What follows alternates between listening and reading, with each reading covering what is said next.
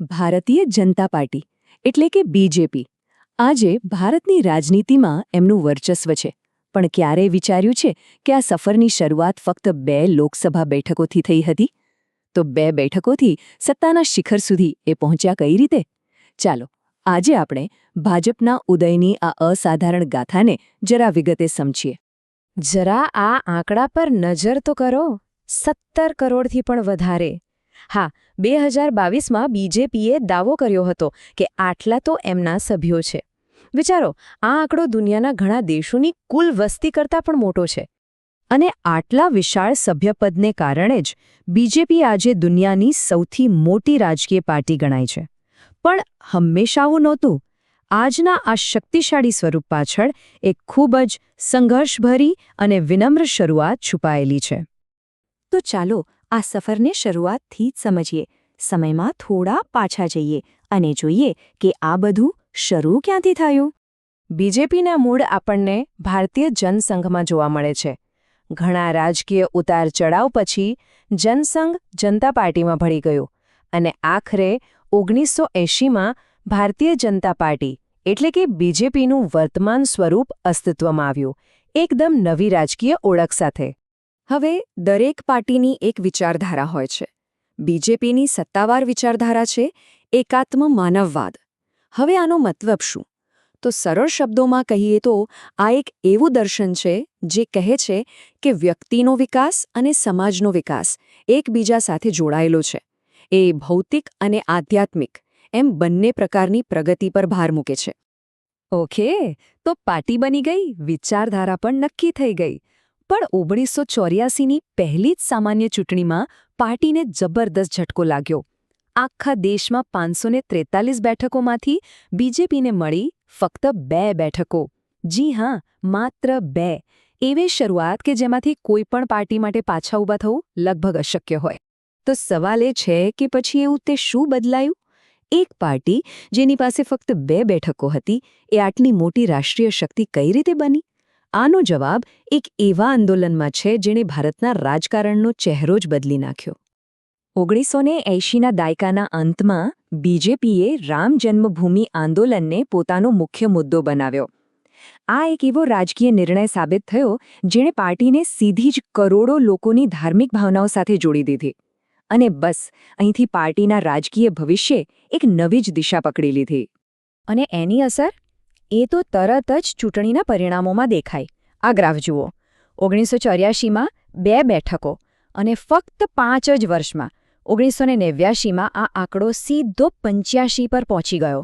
આટલો મોટો ઉછાળો કોઈએ વિચાર્યો પણ નહોતો.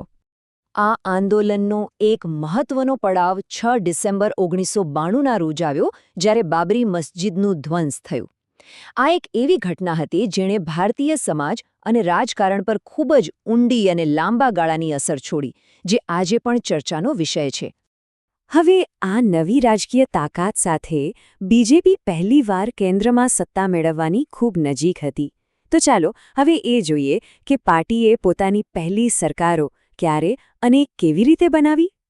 1996માં પાર્ટી સૌથી મોટા પક્ષ તરીકે ઉભરી તો આવી, પણ સરકાર બનાવી શકી માત્ર 13 દિવસ માટે. એક મોટી નિષ્ફળતા હતી, પણ પાર્ટીએ એમાંથી શીખ્યું અને 1999માં અટલ બિહારી વાજપેયીના નેતૃત્વમાં બીજેપીએ એક મજબૂત ગઠબંધન બનાવ્યું. અને આ સરકારે ઇતિહાસ રચ્યો.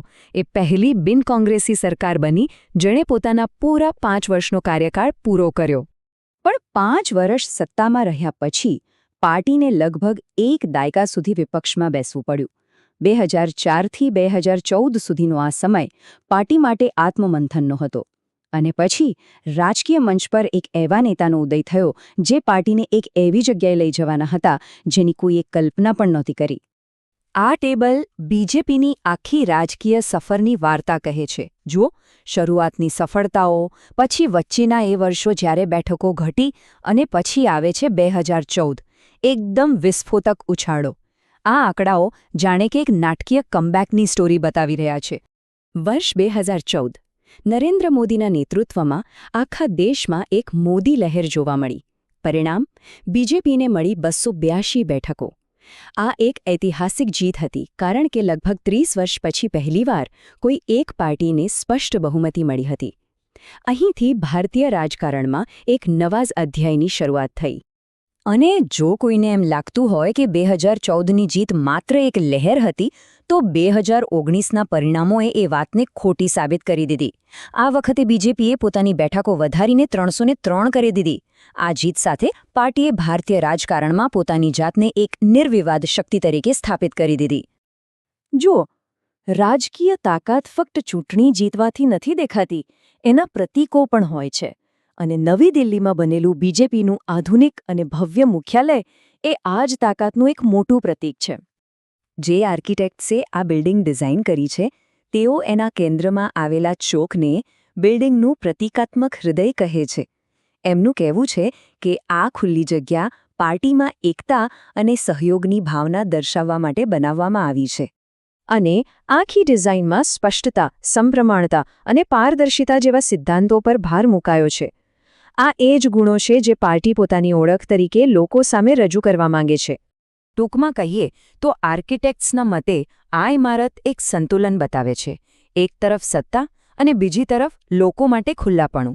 એટલે કે એક એવી શક્તિ જે મજબૂત પણ છે અને લોકો સાથે જોડાયેલી પણ છે. બીજેપી આ જ છબી રજૂ કરવા માંગે છે. તો ફક્ત 2 બેઠકોથી શરૂ કરીને આજે દેશના સૌથી શક્તિશાળી પક્ષ બનવા સુધીની આ સફર રાજકારણ વિશે આપણને શું શીખવે છે? એ ચોક્કસપણે બતાવે છે કે કેવી રીતે એક સ્પષ્ટ વિચારધારા, જનતાને સ્પર્શતું આંદોલન અને એક મજબૂત નેતૃત્વ, આ બધું ભેગું મળીને ઇતિહાસનો માર્ગ બદલી શકે છે.